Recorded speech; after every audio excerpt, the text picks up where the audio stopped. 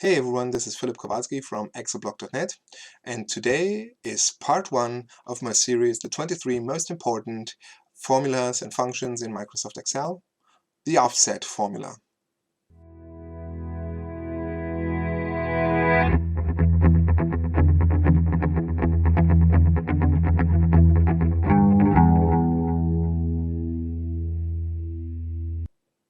Okay, the offset formula. Actually, what does it do? I will show you 3 cases. I will show you an offset formula where we return a single value, so that's what I call the normal function. Then we have an array formula or array function where we return a value of cells. And finally, I show you how to use the offset formula for the purpose I use it most for, which is dynamic ranges. Okay, you see this little example table that we have here.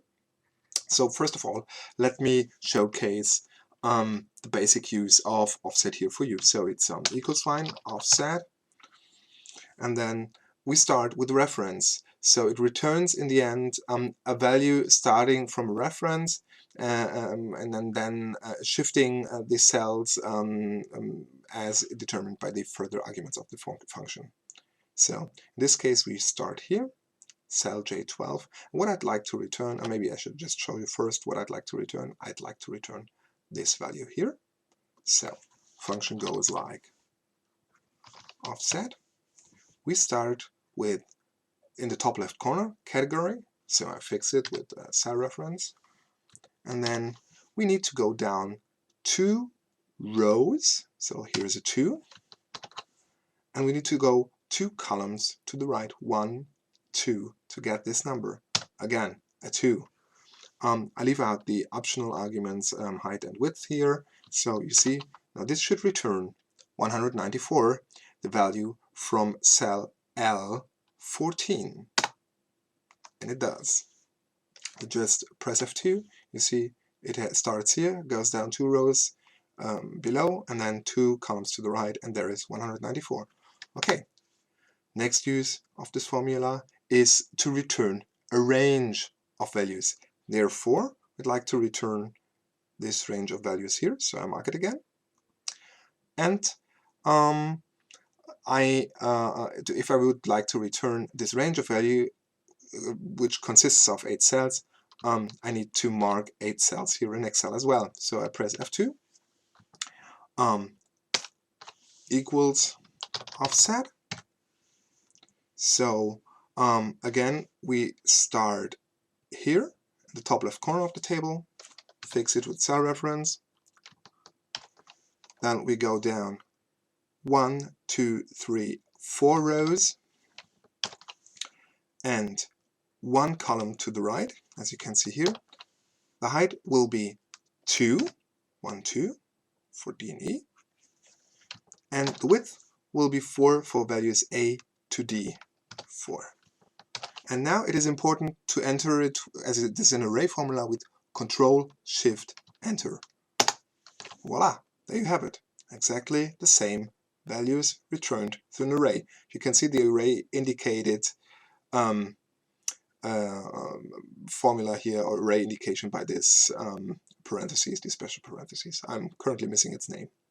Sorry. Okay, so now I can show you the purpose I use the offset function most for is dynamic ranges. Let's say I would like to return all D values. I mark them in a different color. Let's mark it in blue. That's what I'd like to return. So let me first do a check. We do a simple sum formula. And I show you in a second why I need that. It's just for checking everything is right. So this is what I put into a named range. So press Control F3 or go to Formulas, Name Manager, New, and I call it values D. Okay, I'd like to put not a fixed reference in here, but a formula, and it goes like this. Again, offset. The starting point for my dynamic range will be, of course, my first value, or the cell that contains the first value. That's this one here, cell number N13. Then We don't need rows. We don't need columns because the range, the dynamic range, will be determined by the height and the width. But dynamic, as it is indicated in the name, means it grows. If I add additional values like category F or category G, I cannot hard code this number 5 in here, right? So what do? I simply count how many values I have. Okay, so that will be count A because I will count the whole column N. And as here is a text or a string, I need count A because the simple count formula would only count numbers. So count A, open parentheses, then select the whole column N. All right, but now in the whole column N, I do not only have my 5 values that I'd like to be returned in my dynamic range, I also have the heading here, and I have my totals here.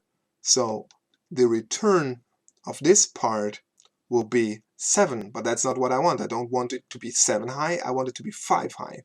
Okay, so now I subtract -2 because I see I have a total here and a column heading as well. So -2, and the width of this dynamic range is 1. It is 1 column wide.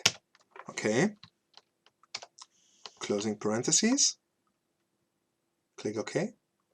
Oh, and one thing, if you're watching this from a non-European standpoint, please note that you need to enter commas instead of semicolons. Because I'm working in a European environment, I have semicolons in here, right? So if we now click into this cell, it should showcase exactly our dynamic range, and it does. You see by these marching ants, it's exactly what we see here. Okay, so now it's closed. And let's do the check. If I say sum values D, it should return 1734 as well. And it does. Isn't that amazing? So that's how I use it as well. Okay, so now do another check. Add a category F and choose a few numbers to be added.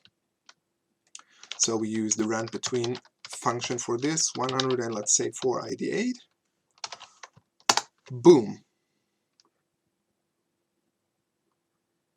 Now we apply the same format here, like this, and we simply copy the values in here. We don't need the rand between, was just to create those random figures, so we copy them here as values as well. So if I extend this to an 18, 2162, 2162, and you can even check it here below in the status bar, 2162. So that concludes my short tutorial on the offset function, part 1 of my series excelblock.net. If you like to download this example file, simply go to excelblock.net and you can find it in the 23 most important functions series. I shared the link down below in the YouTube video, so you can then download the example file if you'd like to. So far so good. Okay, see you next time. Bye bye.